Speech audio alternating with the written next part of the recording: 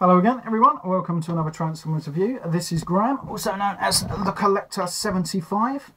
For today's review, I thought I would do the new Transformers Universe Inferno. Here he is in his fire truck mode.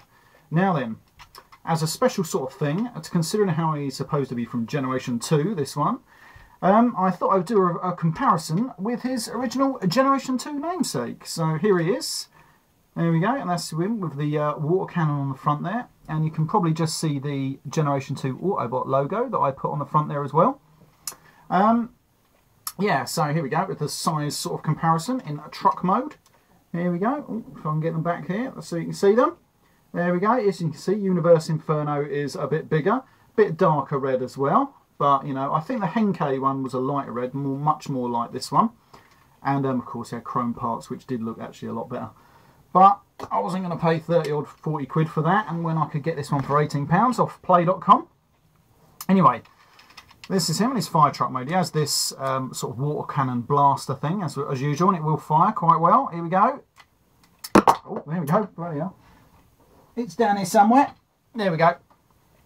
There we go. It's supposed to look like water, of course. There we go, because the original one, of course, did have this water blaster that you would put in water, then you would suck up like that, and then squirt out all the water like that. Still, this guy's never been near water, and he probably never will be, to be honest, unless my house floods, but that's probably unlikely. Anyway, yeah, so that was that gimmick of this. Of course, everything else was just the same as the Generation 1 release, really, apart from, I don't think we're going to see it in there, inside the cab, as he has the Generation 2 Autobot logo painted on like they did instead of the rub signs and stuff like that, but that's in there. Now then, we're going to transform this guy very quickly because he's not got a bad transformation, it's quite easy. Saying that, I've only transformed him once. Anyway, here we go, so this should be fun. Right, we start out by flipping these little tabs back on both sides. Then we get the wheels, the front wheels, sorry, and we just spin them around like that inside, which is quite neat, and I quite like that actually. Then we simply have to detach these little sections on both sides, which can be a little bit annoying. Then we have to go inside, and then we grab this fella right by the torso. There we go, right there. And then we flip them round. Then we split the legs like that, rotate them round at the waist like that. Flip out his little feet. And there he goes.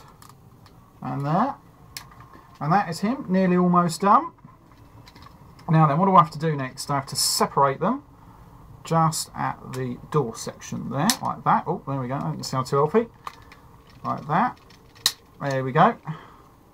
And then we just sort of like break him up a little bit. Rotate these round. That's the best way I found out to do it, like that. Then while he's like that, we get these little tab things, flip them up on there. Rotate that round like that, so that's under his arm. Do the same on this one. Now then, he's almost done, in fact. We just lift these up, get these little tab sections here and flip them under there to tuck them away nicely. Then we just simply, where am I going now? Here we go.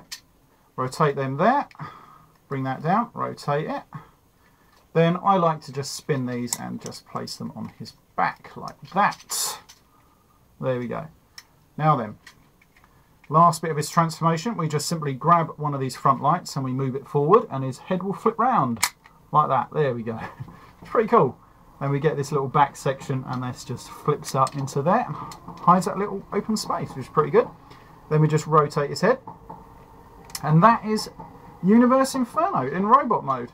And I really do like it. Oh yeah, we're supposed to flip this little section down there, but I'm not overly keen on that. It looks a bit strange, to be honest. There we go, he's got articulation in just about everywhere. He will move all the time, I think.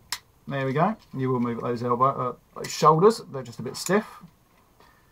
And he's got leg articulation.